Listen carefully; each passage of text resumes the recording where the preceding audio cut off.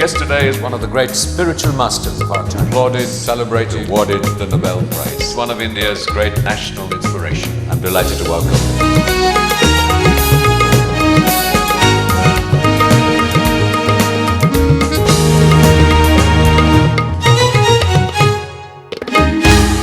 Hello and welcome to my series of conversations with men and women whose ideas, vision and philosophy help define our contemporary world.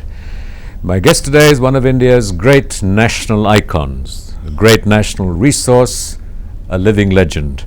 Any words that I can use to describe his spiritual accomplishments would be inadequate. He's a great yoga master who has taken the discourse and practice of yoga around the world. He's brought to it a renewed vigor, a vitality driven by passion, integrity and personal example. He's taught yoga to the common people, to illustrious people from Jawaharlal Nehru to Jai Krishnamurti to Yehudi Menuhin. I'm delighted to welcome B.K.S. Iyengar. Guruji, it's a great honor and a great blessing for me and for this program to have you here. You have so long practiced yoga and you have taught it for 75, 80 years. What has yoga done for you personally? Personally, it's a mysterious growth in me. So words cannot express, for the simple reason that I was completely a nascent student. I was a backbencher, not knowing anything about anything in this world. How yoga brought me to this level itself is a great mysterious thing for me. From physical health, which was my major importance in the early days, it has now made me to experience my own absolute consciousness, to remain silent, remain active, but maintaining that passivity. Whether I'm teaching, whether I'm practicing, whether I'm writing or I'm talking, I am close to my consciousness, and that yoga has given me. And no doubt, if I maintain that absolute state of consciousness, I cannot do anything in this world. It's a 100% passive, quiet life. So I have to come out from that. I said, no, I've experienced that. So let me not live in that elixir of that quietness. Let me build up people so that they also can reach the level of what I've reached through the honest, sincere, devoted, dedicated practice of yoga. You know, this is the kind of dilemma the Buddha confronted.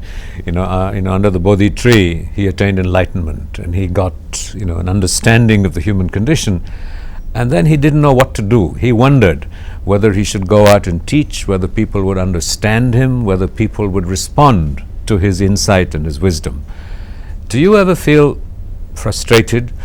I'm not frustrated, but I feel that the amount of the wisdom which I got, experience, knowledge which I got, though I impart even to ordinary people, forget about the intellectuals of the world, but even they are finding it difficult to understand the subjective wisdom of the subject.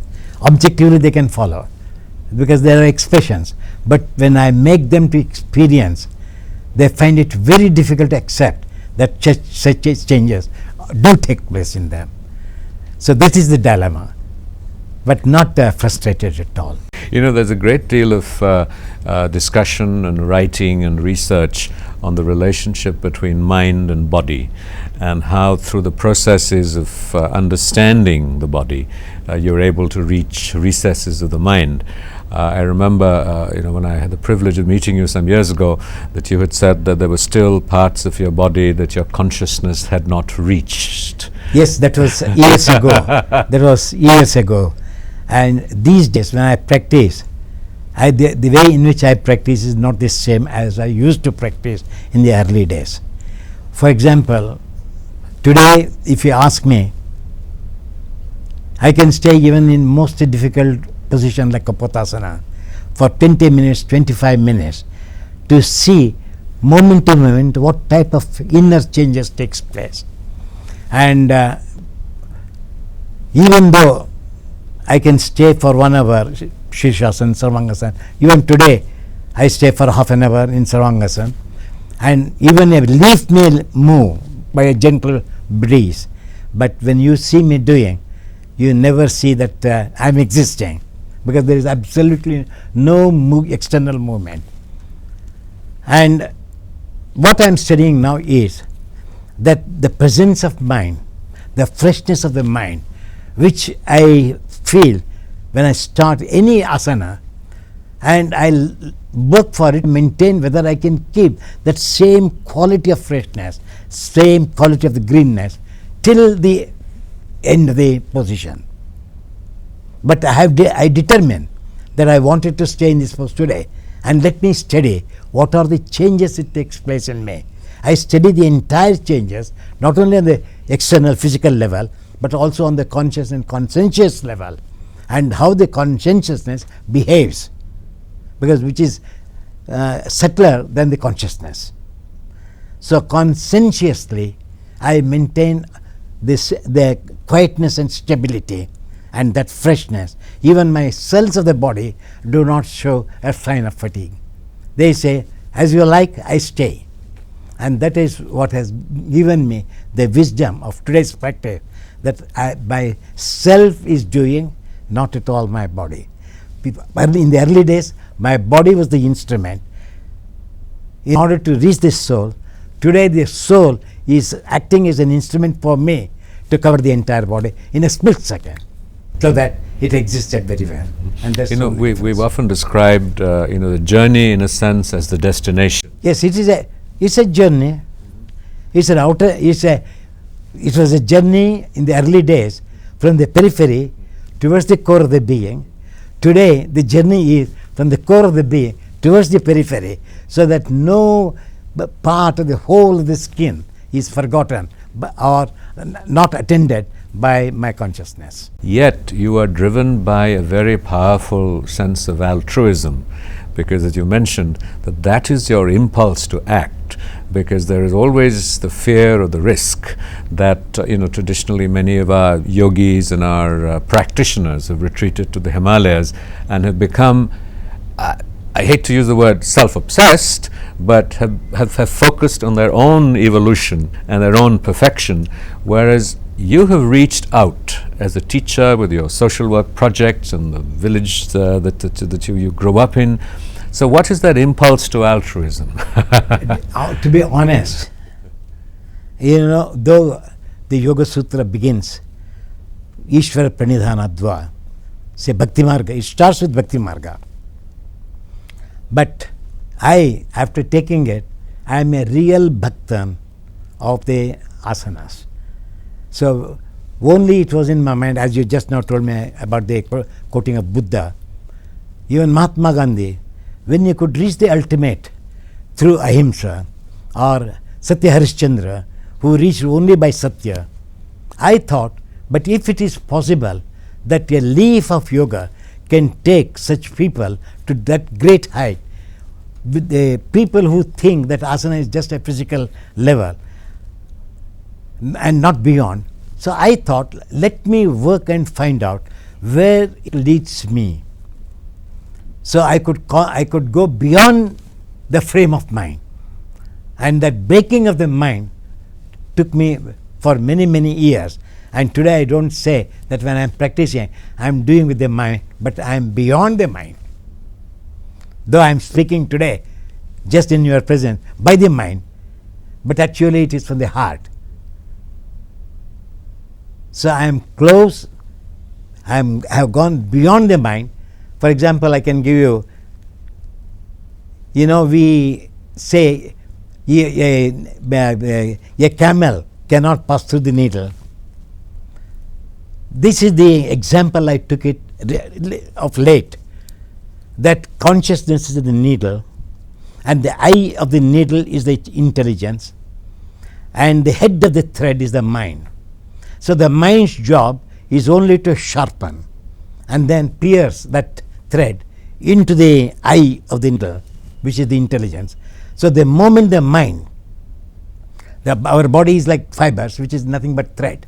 So I have sewn the thread, the fibers, through the eye of the needle, the consciousness, the intelligence. So I made my intelligence and consciousness to flow to each and every part, like the three rivers, Ganga, Yamuna, Saraswati.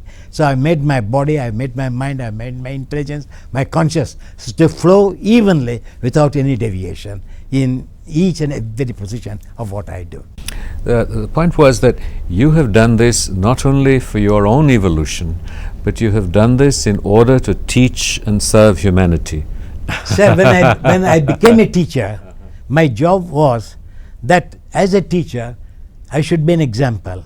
So as an example, I have to maintain my practices and I have to impart, because today it's very difficult to find a guru or a teacher. It's a rare product. As it has become a rare product, I am fighting my best to see that at least 2 or 3 students can catch and come to the level of what I have reached through this, so that this can be extended, expanded, that even the most unintelligent person, because I was the most unintelligent person when I started yoga, when I could reach this level, so I wanted this to reach the common man, the average intellectual, so that the average intellectual man reaches the level, the zenith in the level of intelligence. And that is why I have already explained to you that I can live quietly for hours together, but it is a passive life. I thought it is not worth it. That's for me. Then I thought that what I experience, this wisdom, how could I impart through the medium of my asana and pranayama, so that they could reach or at least feel and become close to the soul. If they even cannot establish in themselves in the soul, let them come close to the soul. You know that there are so many yoga teachers now. It is becoming an industry.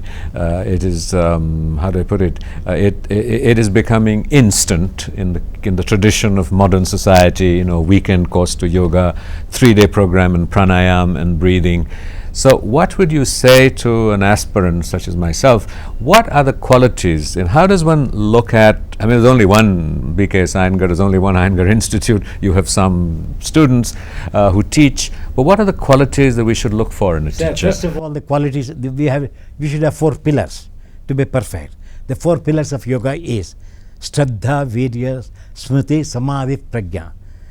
So these are the 4 pillars. It's faith in what we are doing, vigor to continue, not to drop even a day, and then the memory to find out in order to whether I am evoluting or whether I have stuck into that position. So we have to break the stagnation. So that's why the memory is needed. We have to use the memory only to such an extent, so that whether we are proceeding or whether we are receding or whether in a stagnating position.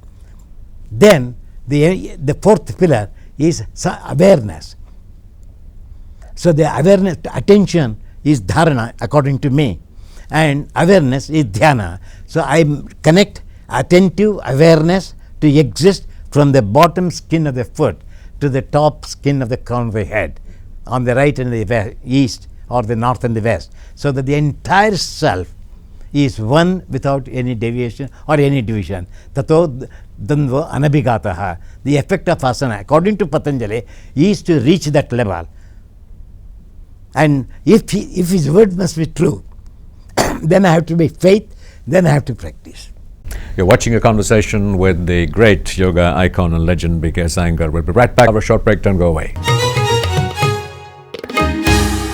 Welcome back to a continuing conversation with the great yoga icon, master, teacher, B.K.S. Iyengar. So you were talking about the teachers, and the question really was that for a starting out aspirant, what are some of there are 3 qualities according to Patanjali. Again, because I am quoting, I am not out of Patanjali's.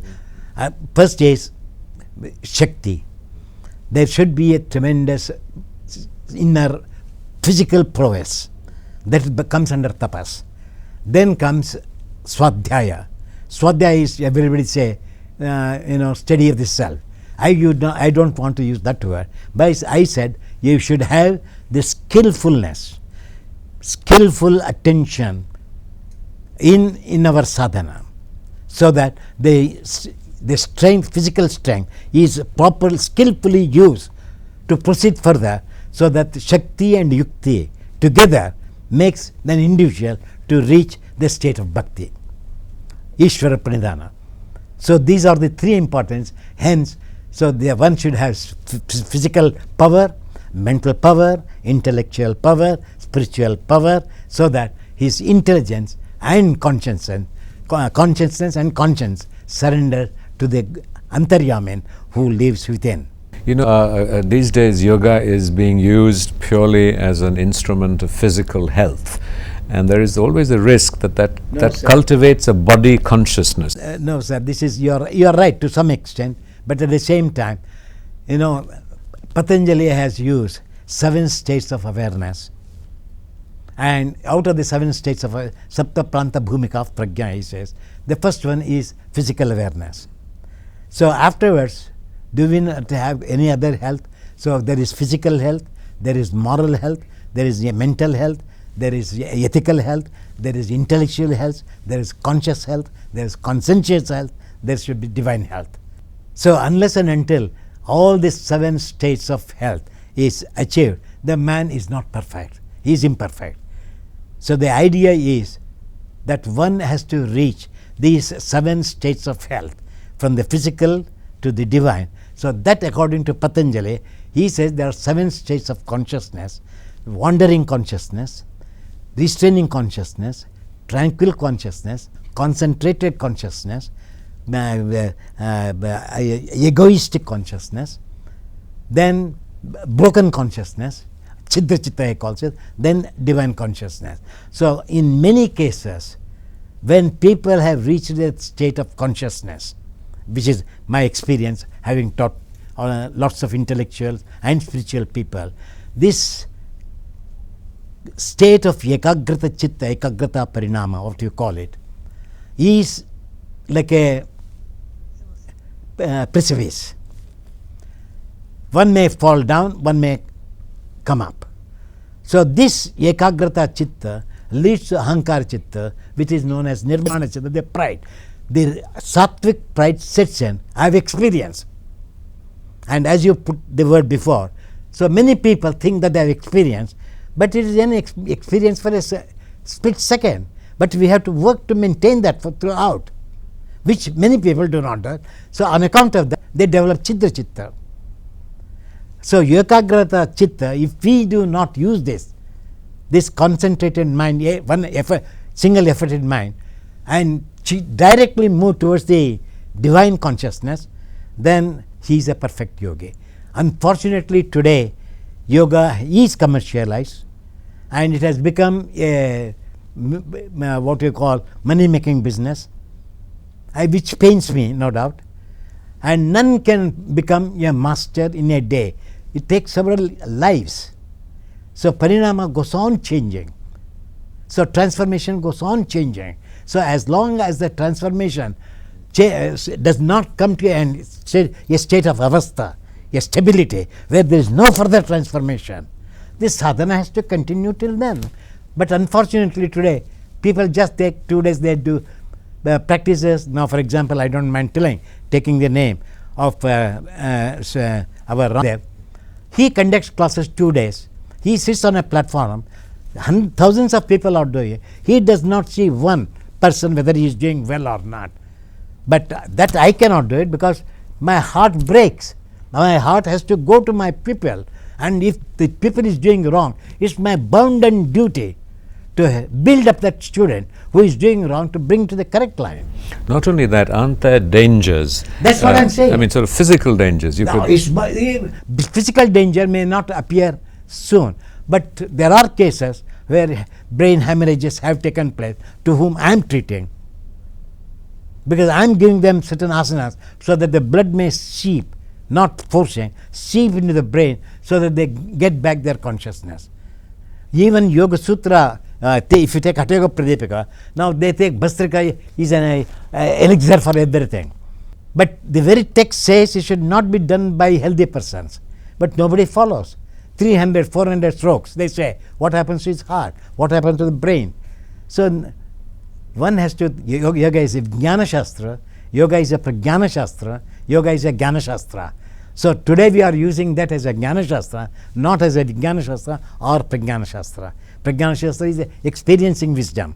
So when I teach, whatever experience, I have to give that to my students. So if I do not give, if I speak on a scientific level, that means I am objectively presenting as subjectively I am not presenting it. So any teacher who has to reach that level should have this Pragyana Shastra and Vijnana Shastra. Then only I say is a good. For if you ask me, sir, I am staying in Pune for the last 75 years. I am teaching since 75 years.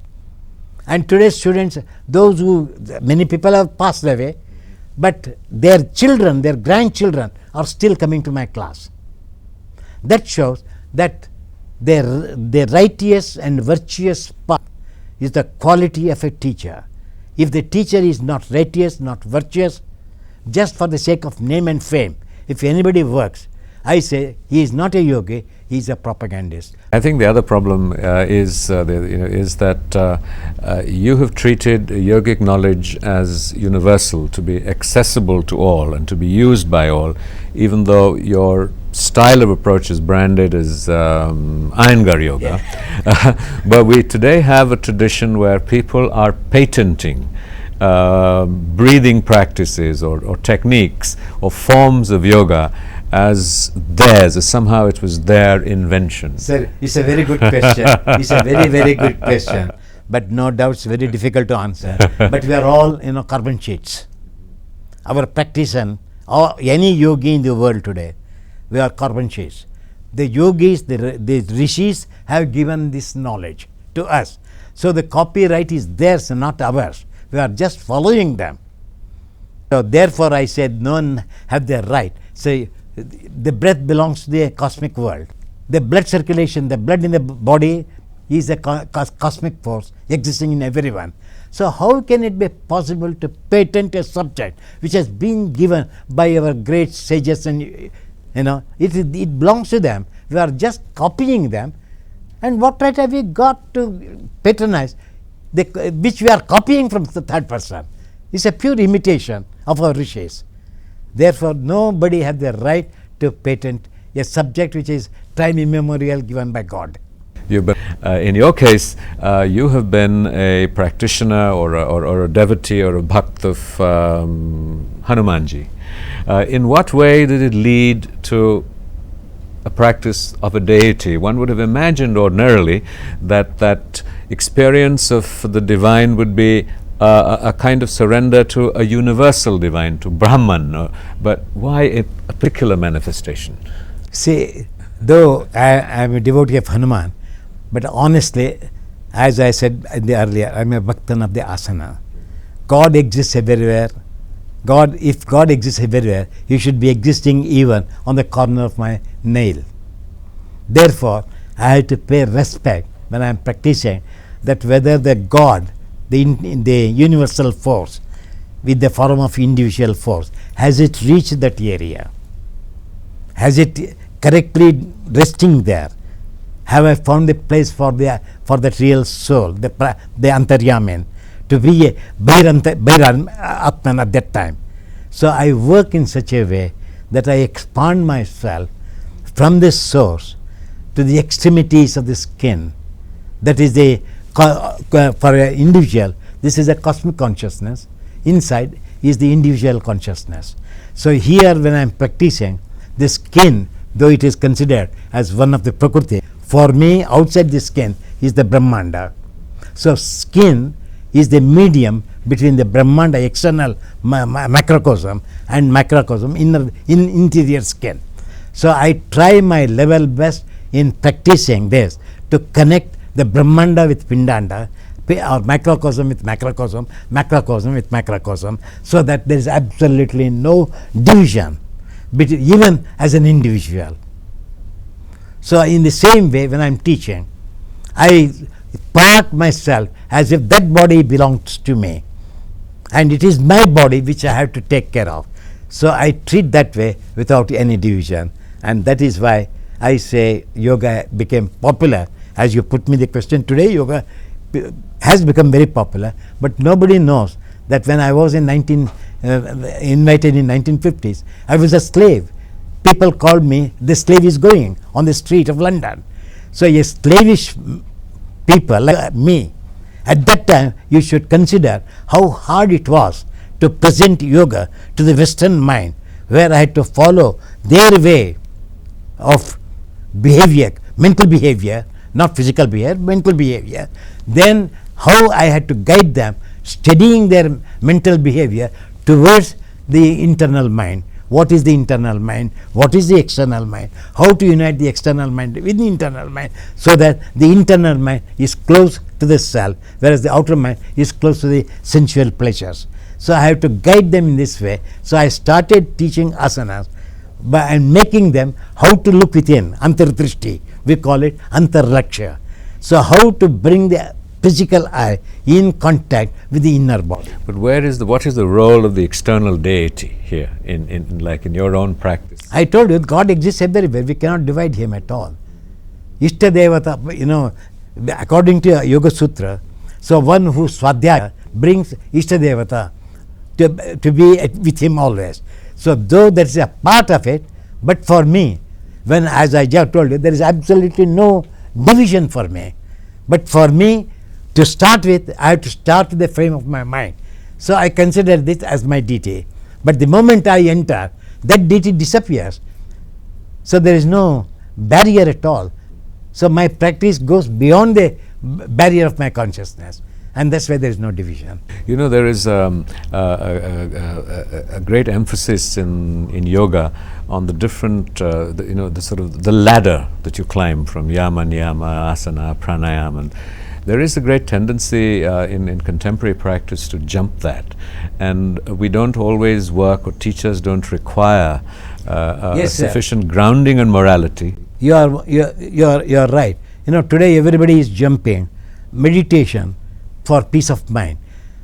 Actually, your meditation is not for peace of mind. Peace of mind is needed for meditation. It's quite opposite.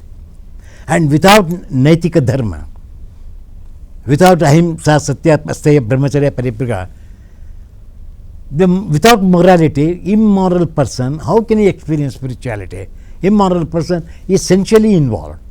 So it cannot reach at all. So this is a dual mind, or you can call it a split personalities.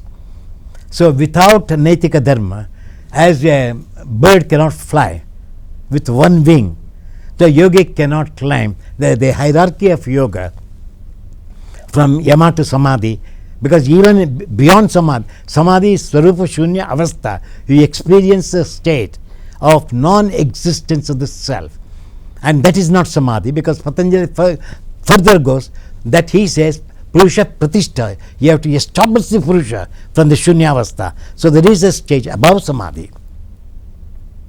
So therefore, like the bird which cannot fly with one wing, any practitioner, aspirant of yoga or aspirant bhakti marga, karma marga, or whatever the marga he takes, Naitika marga is one wing, Adhyatmika marga is another wing. So Vedika dharma, Vedika knowledge and morality have to go together, then only he can climb, sir. Otherwise he cannot climb. And secondly, the Patanjali has not said that you have to learn first yama, niyama, asana. Patanjali is a very noble character. When he uses the word ahimsa, satya, steya, brahmacharya, aparigraha, it is which explains the defective intellectual, instinctive qualities of a human being. He is born with himsa, he is born with asatya, he is born with asteya, brahmacharya, parigraha. So these are qualities are hidden, latent. It's in his blood, in his mind, samskara. So in order to break that one, that is why you use the word yama. It's a very interesting word. When Patanjali uses the word yama, he says that if you follow against the qualities of ahimsa, satya, steya, then he says you are murdering your own self. So you are the yama of your own self. And that is the meaning why the word yama came, as far as my knowledge goes. So without moral practices of building ourselves, that we should be honest, we should be sincere, we should be considering today's condition, as far as possible we have to be non-violent in our behavior pattern, then definitely we can reach. Like a rose which has got various petals. So these 8 petals of yoga are all even, start from the outside to the inside. The center is the Atma. In the rose, as you reach the center from the petals. So also in the practice of yoga, from external karmendriya, so yama controls the karmendriya, niyama controls the gyanendriya, asana controls the snayu, that means nervous system, pranayama stabilizes the breath, pratyahara stabilizes the mind, dharana stabilizes the intelligence, dhyana stabilizes the ahankara, vanquishes the ahankara, samadhi makes you to experience a state of non-existence, and so that you are free from the contact of the pests of the physical or the external internal, so that you move from samadhi towards the innermost sadhana known as atma sadhana. You know, you'd mentioned that what happens after samadhi, that this sort of state of non-self, yes, of shunya, sort of like the emptiness of inherent yes, existence, can that be sometimes frightening? For hundreds of people it is. That's why I used the word before, tapas swadhyaya ishwaranidhana. Without physical power, without skillful intelligence, the fear is bound to come to him, and that's where they fall. They say, oh, I think I can't take it, so they change. So internal schizophrenics, they are in this as spiritual sadhana. So I think I'm one of them. So spiritual sadhana, you have to be above.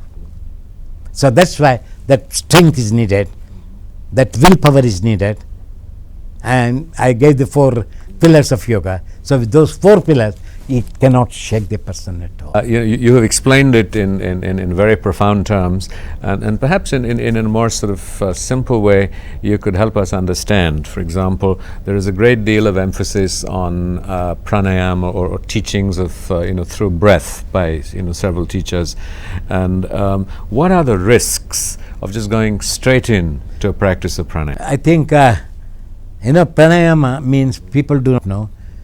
We have got Panchabhutas, Prithvi, Apu, Tejo, Vayu, Akasha, 5 Tanmatra, Shabda, Sparsha, Rupa, Rasa, Gandha, and then we have got Karmendriyas, Gyanendriyas, Manas, Buddhi, Ahankar, Chitta. These are all comes under Prakriti. To go beyond these principles of Prakriti is the Atma Tattva. And when we are practicing, when you have asked me about Pranavayu, cosmic, this I call it Chaitanya Shakti. Vishwa Chaitanya Shakti is God, Vishwa Chaitanya Shakti is Prana. So this Vishwa Chaitanya Shakti is divided. When the cosmic air enters into the body, it is divided into 5 parts known as Prana, Apana, Vyana, Udana and Samana. It is very interesting to know that when we do pranayama, that without power of the samana, one cannot inhale. Without the flow of the apana, you cannot breathe. And even if you breathe, the vyana is expansion. Each has got its own character, which our yogis have divided. So vyana means is connected to the space. Like we have been made up of panchabhutas, we are made up of 5 sharira, known as Annamaya, Pranamaya, Manomaya, Vijnanamaya, Anandamaya. So in between is Tejas, Tattva. So Tejas is Manas. Manas balances the 2 gross elements and 2 subtle elements, like the scale of justice. So when we are practicing yoga, we have to be aware of the scale of justice, that we have to balance the 2 gross elements with the power of Tej, fire. So that's why it is called tapas. So to the element of fire. so that the other two subtle elements, Vijnana kosha is sparsha and Anandamaya kosha is awareness. So these two have to be balanced with the physical prowess and the depth of the inner body, known as heaviness of the water. As the water is heavy, the inner body is heavy. So yogic practice is done in such a way, so Vyana connects to Akashamaya, Udana connects to the Vijnanamaya, Samana connects to the Tejas Tattva, Apana is to Prithvi Tattva, and Prana Vayu Tattva, Up Tattva. So when we are practicing asana, pranayama, we have to think of these 5 aspects of the breath, how they have to be amalgamated, how they have to be connected to each other.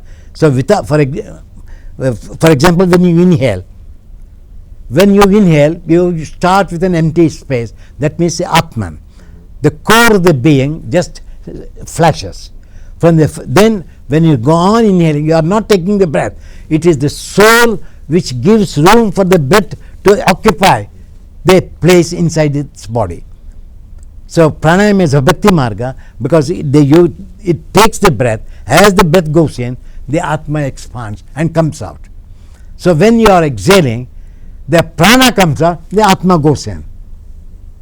So if we pay this attention carefully, pranayama is a wonderful effect to take a person to directly towards bhakti marga. That is why pranayama is called the hub of yoga. It is exactly in the middle between Bahya and Antaratma sadhana and Bahya sadhana. In between is the pranayama according to Yoga Sutra. So pranayama has to be, when we do it, we have to, for example, I can go still further, that when we are inhaling the breath, we are not taking the breath in, but we are taking the cosmic pores inside and we hold the breath. That is known as Vishnu, who distributes the energy. So Kumbhaka is nothing but distribution of energy in the system. Rechaka is the vicious air which ruins the body. So the exhalation is done in order to throw out the poison which is accumulated in the system. So Shiva, the avatara, is in exhalation, Vishnu avatara is in retention, and Puraka is the creation of Brahma. So Brahma, Trimurtis are involved in pranayama. Those who can practice with this idea of Trimurti, Brahma, Vishnu and Ishvara, I say that they are real bhaktas, they are real gods in the world. You're watching a conversation with the great yogic icon and master B.K.S. Iyengar. We'll be right back after a short break. Welcome back to a continuing conversation with the great yoga master, teacher, philosopher B.K.S. Iyengar. We've been talking about sort of the role of yoga in personal evolution, personal fulfillment, personal union with the divine. What is the social dimension of yoga? Because in a sense, if we all went inward into this journey of our internal union, society would crumble. It's a very interesting question, sir. You know, Patanjali also has not forgotten the society.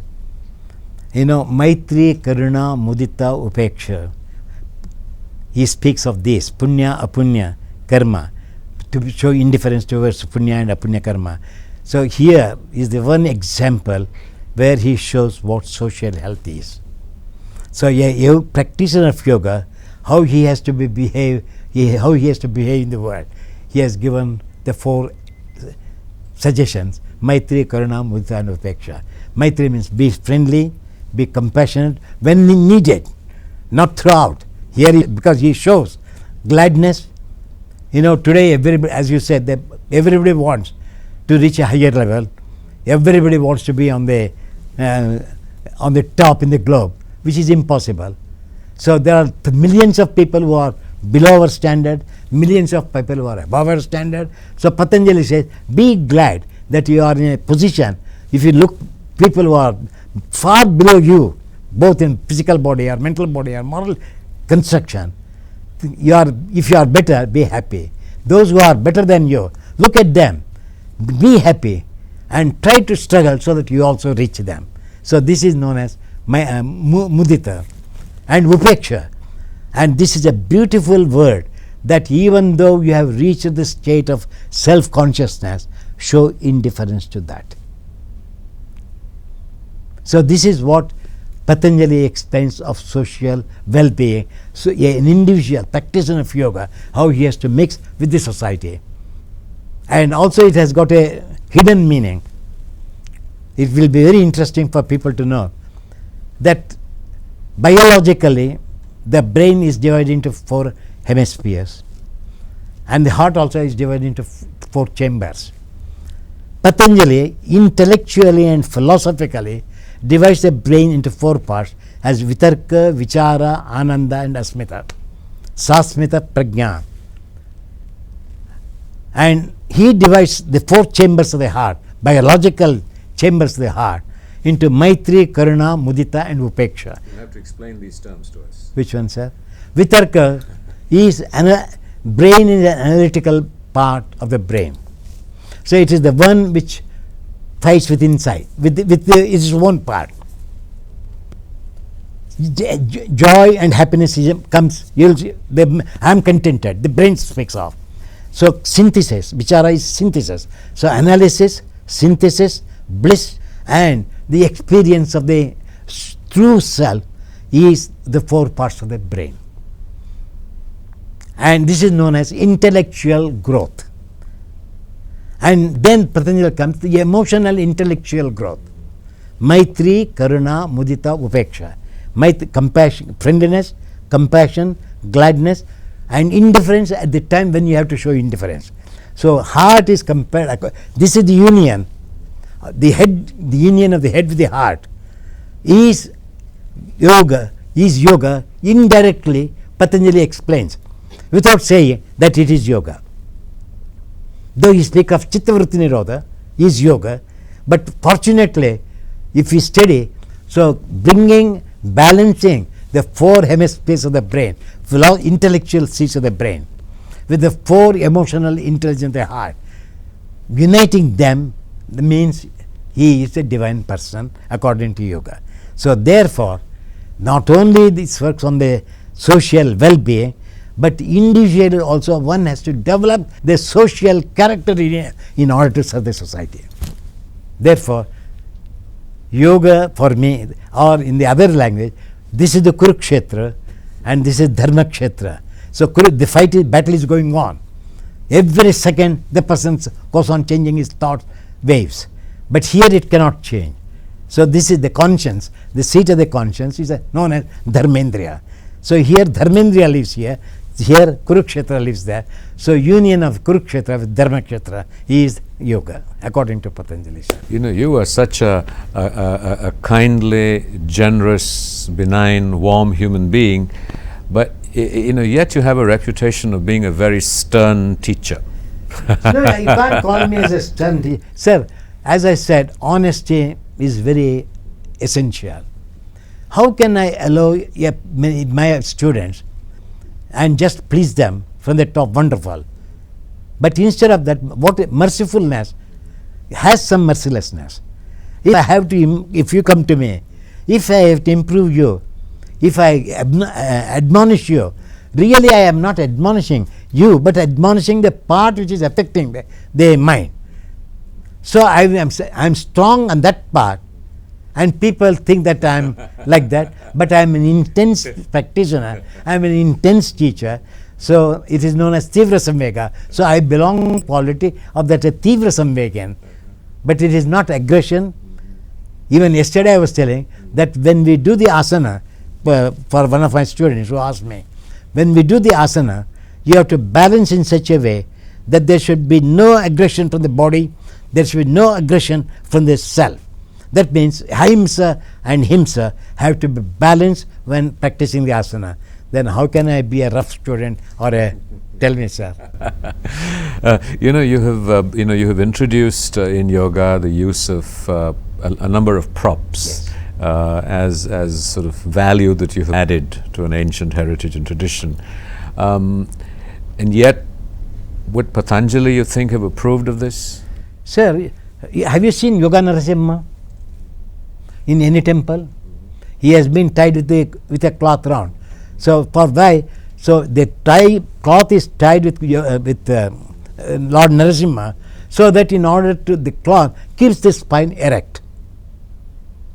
So is it not a prop which Lord Narasimha has shown us? So why should we not? It is there. Even Ramanuja has said it. Take a support if you cannot sit erect. Same way he says, tie a cloth and sit erect. So nothing is new. I will give an example. Lord Krishna says, Samankaya Shirabugrivan Dharayan Achalam Sthira. Samankaya.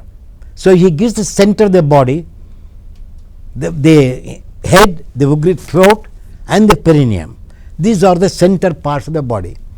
So he says, Samankaya. So giving the center line, the right and the left of the body should be evenly balanced from the head, crown of the head, to the bottom of the perineum. So as such, so how much intelligence one needs, though Samankaya Shivagrivan is a simple word, how much attention one has to pay to bring the right side of the body and the left side of the body in line or in par with the center. As someone who has reached the higher reaches of consciousness, of samadhi and grasping and touching non-duality and going beyond self, what part of the journey remains for you? When I have touched that journey, which I have said already, the elixir of life which I have experienced, now as a person who has reached that level, the one which I am experiencing, should I not part with others, sir? So should I be satisfying with myself? Am I practicing yoga just for my satisfaction? I had a motive in the early days. That motivity I have touched. Then what is now left is take that knowledge, what I have experienced, let me give to others, so that let them also experience, so that there is a world where one can experience what we call that golden age, where poise and peace will be more spread and vast than what it is today. Because today we are all centrally pointed to single point of making money, making something like that. But yoga makes one to grow vast, and this vastness makes one, after experiencing, please share this knowledge with others. Guruji, thank you for sharing it with us. It's been a great blessing, a great learning, and I'm deeply honored and deeply